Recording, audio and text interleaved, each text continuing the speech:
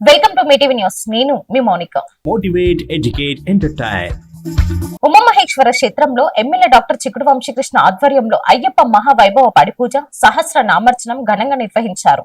ఈ కార్యక్రమంలో బీరం మాధవరెడ్డి, ఉమామహేశ్వర దేవస్థానం మరియు పాలక మండలి సభ్యులు, ఆలయ సిబ్బంది, అర్చకులు, భక్తులు తదితరులు పాల్గొన్నారు.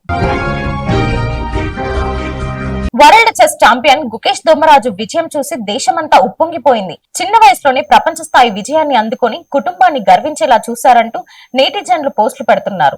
ట్రోఫీ తీసుకున్న తర్వాత ఆయన ఫ్యామిలీతో ఫోటోలు దిగారు.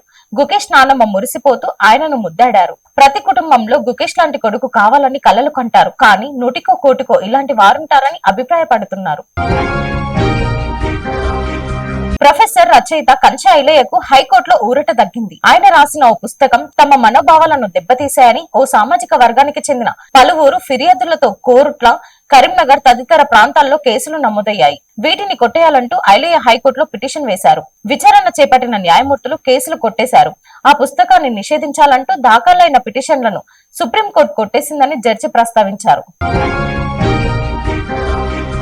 గద్వాల్ జిల్లా మక్తకల్ మండలంలో వెలిసిన లక్ష్మీ వెంకటేశ్వర స్వామి కళ్యాణం శుక్రవారం రాత్రి కన్నుల పండుగగా జరిగింది. స్వామి వార్షిక బ్రహ్మోత్సవాలను పురస్కరించుకుని శ్రీదేవి, భూదేవి సమేత లక్ష్మీ వెంకటేశ్వర స్వామి ఉత్సవ విగ్రహాలను వేద పండితుల మధ్య ముత్యాల తలంబ్రాలు పోసి కళ్యాణం జరిపించారు.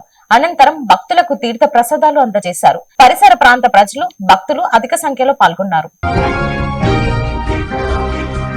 జగిత్యాల ప్రధాన ఆసుపత్రిలో రోగులను పట్టించుకోకుండా నర్సులు, సిబ్బంది డాన్స్ వేశారు. ఇందుకు సంబంధించిన వీడియో సోషల్ మీడియాలో వైరల్ గా మారాయి. క్రిస్మస్ వేడుకల కోసం నర్సులు, సిబ్బంది కోలాటం డాన్సులు, రిహార్సల్స్ చేశారు. పేషెంట్ పక్క రూమ్ లోనే వీరు నృత్యాలు చేశారు. విషయం తెలుసుకున్న అడిషనల్ కలెక్టర్ గౌతమ్ రెడ్డి విచారణకు ఆదేశించారు. తక్షణమే విచారణ జరిపి చర్యలు తీసుకోవాలని అధికారులను ఆదేశించారు.